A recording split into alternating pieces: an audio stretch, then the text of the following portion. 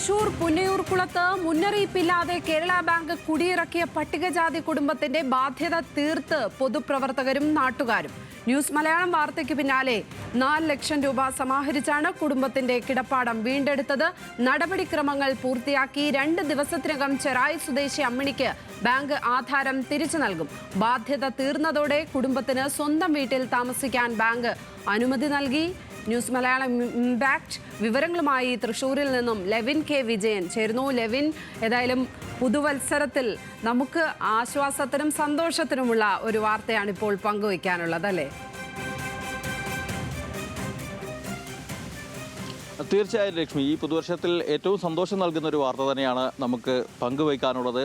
എനിക്ക് പിന്നിൽ നിൽക്കുന്നതാണ് അമ്മിണിയമ്മ. കഴിഞ്ഞ ഡിസംബർ 13-ന് ഈ വീട്ടിൽ നിന്നും ജപ്തി നടപടി നേരിട്ട് കുടിയിറങ്ങേണ്ട വന്ന ആളാണ്. ഇന്ന് ഈ പുതുവർഷത്തിൽ വലിയ സന്തോഷമാണ് അമ്മിണിയമ്മയെ സംബന്ധിച്ചുള്ളത്. നാട്ടുകാരും പൊതുപ്രവർത്തകരും ഒക്കെ ചേർന്ന് ഈ വീട് കിടപ്പാടം വീണ്ടെടുത്ത് നൽകി എന്നുള്ളതാണ്. അതിന് മുൻകൈ എടുത്തത് ഇവിടുത്തെ പഞ്ചായത്ത് മെമ്പർ കൂടിയായിട്ടുള്ള ഗോകുലും ഈ നാട്ടിലെ പൊതുപ്രവർത്തകരായിട്ടുള്ള ദിലീപും ഒക്കെയാണ്. പക്ഷേ ഈ ദിലീപ് അടക്കമുള്ള ആളുകളെ ഈ അമ്മ ഇതുവരെ കണ്ടിട്ടില്ല. ആ അമ്മയ്ക്ക് ദിലീപിനെ കാണാനുള്ള അവസരം കൂടെ നമ്മൾ ഈ പുതുവർഷത്തിൽ ഒരുക്കിയാണ്. ഈ പൊതുപ്രവർത്തകൻ ദിലീപ് ഈ പ്രവർത്തനങ്ങൾക്കെല്ലാം നേതൃത്വം നൽകി ധനസമാഹരണത്തിന് മുന്നിൽ നിന്ന് പ്രവർത്തിച്ച ദിലീപ് ഇപ്പോൾ നമുക്കൊപ്പം ഉണ്ട്. ഇവർ രണ്ടുപേരും ഇത് ആദ്യമായിട്ടാണ് കാണുന്നത് എന്നുള്ളതാണ് ഏറ്റവും വലിയ പ്രത്യേകത. ആ ദൃശ്യങ്ങൾ നമുക്ക് കാണാം. ആദ്യമായിട്ടാണ് ഇത്തരത്തിൽ നമുക്ക് അവരുടെ സന്തോഷവും വാക്കുകളും ഒന്നും പറഞ്ഞറിയിക്കേണ്ട കാര്യമില്ല. വിഷ്ണു, അതേപോലെ തന്നെ ഈ ഗോകുലാണ് ഈ അമ്മയും മക്കളെയും ഒക്കെ കുടിയിറക്കിയപ്പോൾ ഈ വീട്ടിലേക്ക് വീണ്ടും ഇവർ വരണം എന്ന് പറഞ്ഞ് ബാങ്ക് കൊണ്ടുവന്ന് സ്ഥാപിച്ച പട്ടിക കഷ്ണങ്ങളടക്കം അടർത്തി മാറ്റി ഇവരെ വീട്ടിലേക്ക് വീണ്ടും താമസിക്കാൻ മുൻകൈയെടുത്തത്. പിന്നീട് ഈ പൊതുപ്രവർത്തകരും നാട്ടുകാരും ഒക്കെ ചേർന്നാണ്. വിഷ്ണുവാണ് ഈ സംഭവം ആദ്യമായിട്ട് നമ്മളെ അറിയിക്കുന്നത്. വിഷ്ണുവാണ് പറയുന്നത്, അമ്മ 2 ദിവസമായിട്ട് വിറകുപുരയിലാണ് കഴിഞ്ഞത്.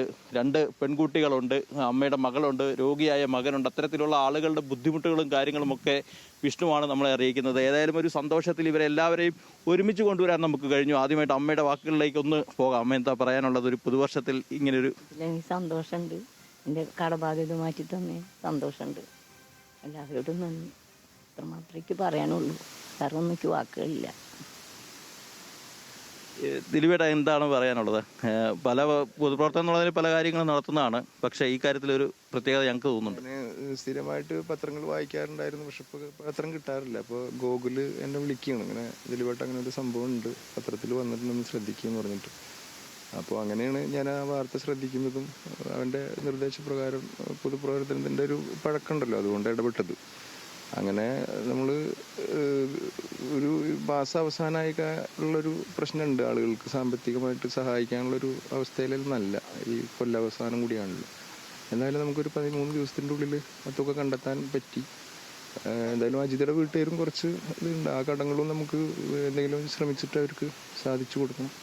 എനിക്ക് പറയാനുള്ളത്, ഇത്തരത്തിൽ സമൂഹത്തിൽ ഡബിൾ MA അതായത് ഡബിൾ PG ഉള്ളൊരു ദളിത് യുവതിയാണ് കേരളത്തിൽ. അവർക്ക് എത്രയും പെട്ടെന്ന് സർക്കാർ ഇടപെട്ടിട്ടൊരു സ്ഥിരമല്ലെങ്കിൽ കൂടി ഒരു ജോലി സംവിധാനം സർക്കാർ സംവിധാനത്തിൽ ഏർപ്പെടുത്തി കൊടുക്കണം.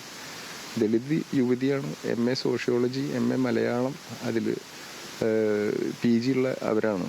അത് കേരളത്തിലെ ഒരു പൊതു സമൂഹം ഏറ്റെടുക്കേണ്ട ഒരു വിഷയമാണ്. അത്തരത്തിലൊരു ദളിത് യുവതി കേരളത്തിൽ ഇത്തരം ഒരു അവസ്ഥയിൽ ജീവിക്കുന്നത്. അപ്പം അത് ഏറ്റെടുക്കണമെന്നാണ്, ജനം ഏറ്റെടുക്കണം. ലക്ഷ്മി, 4 ലക്ഷം രൂപയായിരുന്നു ഈ കുടുംബത്തിന് ബാധ്യത തീർക്കേണ്ടിയിരുന്നത്. 12 ലക്ഷം രൂപ ലോണായിരുന്നു. ഒറ്റത്തവണ തീർപ്പാക്കൽ പദ്ധതിയിലൂടെ ഈ ലോൺ മടക്കി നൽകണമെന്നാവശ്യപ്പെട്ട് 2 തവണയാണ് ഇവരെ ബാങ്ക് അധികൃതർ എത്തിയത്. ഈ വീട്ടിൽ നിന്നും കുടിയിറക്കിയത്. ജപ്തി ചെയ്തപ്പോൾ ഈ വിറകുപുരയിലാണ് അമ്മയും മക്കളും താമസിച്ചത്. ആദ്യം ആ വിവരം നമ്മളെ അറിയിച്ചത് വിഷ്ണുവാണ്. വിഷ്ണു വന്ന കണ്ട ഒരു കാഴ്ചകളെക്കുറിച്ച് നമ്മളോടൊന്ന് പറയുന്നത്, ഒന്ന് കേട്ടു നോക്കാം. ഞാനും ഇങ്ങനെ ഒരു കാര്യം അറിഞ്ഞപ്പോൾ ഇങ്ങനെയൊക്കെ നടക്കുമോ എന്നുള്ളൊരു ഡൗട്ട് നമുക്കുണ്ടായിരുന്നു. അപ്പോൾ നമ്മളിവിടെ വന്ന് നോക്കുമ്പോൾ അമ്മിണിയമ്മ ഈ വർഗവരയിലിരിക്കുകയാണ് കാണുന്നത്.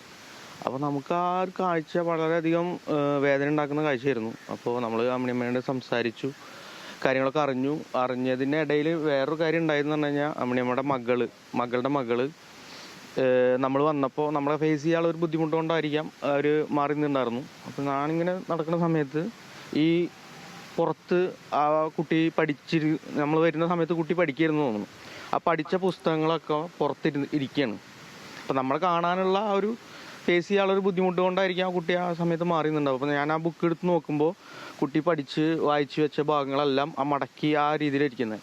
അപ്പോൾ അമ്മേനെ കണ്ടതിനെക്കാട്ടി കൂടുതൽ വേദന നമുക്ക് ആ ഒരു അത് നമ്മളെ മനസ്സിൽ നിന്ന് ഇപ്പോഴും മാറിയിട്ടില്ല. അപ്പോൾ അതുകൊണ്ട് ആ ഒരു വേദന എല്ലാവരും അറിയണം എന്നുള്ളൊരു തോന്നൽ നമുക്കുണ്ടായി. അങ്ങനെയാണ് ആ ഒരു വേദന എല്ലാവരിലേക്കും എത്തിയിട്ടുണ്ട്. അതുകൊണ്ടാണ് എല്ലാവരും ഈ ഒരു കാര്യം പറഞ്ഞപ്പോൾ ഇത്രയും വേഗത്തിൽ തന്നെ എല്ലാവരും സഹായിച്ചത്.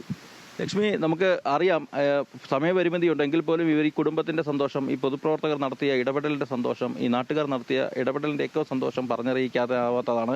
4 ലക്ഷം രൂപ ചുരുങ്ങിയ ദിവസത്തിനുള്ളിൽ സമാഹരിച്ച് ഈ കുടുംബത്തിന്റെ കിടപ്പാടം വീണ്ടെടുക്കാൻ ഇവർക്കെല്ലാവർക്കുമായി എല്ലാവരുടേതായിട്ടുള്ള പങ്ക് വഹിച്ചിട്ടുണ്ട്. ഏതായാലും നമുക്കൊരു വാർത്താപരമായി അതിലൊരു ഇടപെടൽ നടത്താൻ കഴിഞ്ഞു എന്നുള്ളതാണ് നമ്മളെ സംബന്ധിച്ചും സന്തോഷം. ഏതായാലും അമ്മിണിയമ്മയുടെയും ഇപ്പോൾ ഇവരുടെ എല്ലാം സന്തോഷത്തിനൊപ്പം ചേർന്നുകൊണ്ട് നമുക്കും ഏതായാലും ഒരു പുതുവത്സര ദിനത്തിലെ ഒരു സന്തോഷമായി ഇതിനെ മാറ്റാനാകുമെന്നാണ് വിചാരിക്കുന്നത്. തീർച്ചയായും 4 ലക്ഷം രൂപ എന്ന് പറയുന്നത് ചിലപ്പോൾ ഒരു ചെറിയ തുകയെന്ന് കേൾക്കുമ്പോൾ തോന്നുമെങ്കിലും ആ തുകയുടെ വലിപ്പം വലുതാണ്. കാരണം ഒരാൾക്കൊരു കിടപ്പാടമാണ് അതുവഴി കിട്ടിയിരിക്കുന്നത്. ആ രീതിയിൽ സമാഹരിക്കാൻ കഴിഞ്ഞു എന്നുള്ളത്, ആ സങ്കടത്തിൻ്റെ കണ്ണീര് ഒപ്പിയെടുക്കുന്നതിനൊപ്പം സന്തോഷത്തിൻ്റെ കണ്ണീരും ഒപ്പാൻ നമുക്ക് കഴിഞ്ഞു. അതിന് സാക്ഷിയാകാൻ കഴിഞ്ഞു എന്നുള്ളത് ഈ പുതുവത്സരത്തിൽ വലിയ ചാരിതാർത്ഥ്യമുള്ള ഒരു കാര്യം തന്നെയാണ്. മാധ്യമപ്രവർത്തകർ എന്നുള്ള നിലയ്ക്ക് നമുക്കെല്ലാവർക്കും